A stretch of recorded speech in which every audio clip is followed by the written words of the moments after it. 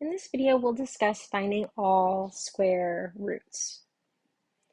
So a square root says that given the square root of a equals b, then b squared equals a, where a and b are of the same sign, so meaning like they're both positive as of right now.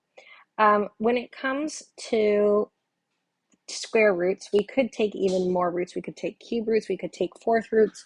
That number n is called the index, but for square roots of 2, it's typically omitted. A key thing to note here is that square roots undo squares. So for example, the square root of 49 is 7, but can you think of another number that when squared is 49?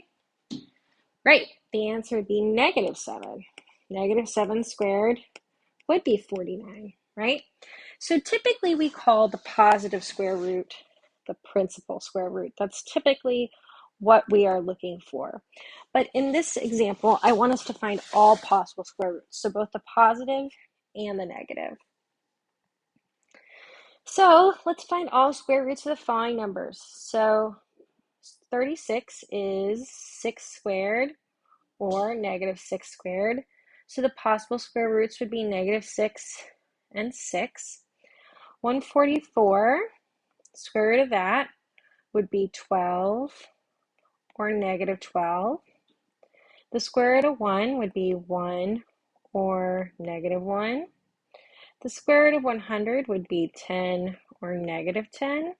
And the square root of 25 would be 5 or -5. Sometimes it's helpful to know the first few perfect squares, right? So we've got 1 squared, which is 1, 2 squared, which is 4, 3 squared, which is 9, 4 squared, which is 16, 5 squared, which is 25, 6 squared, which is 36, 7 squared, which is 49, 8 squared, which is 64, 9 squared, which is 81, 10 squared, which is 100, and it goes on from there.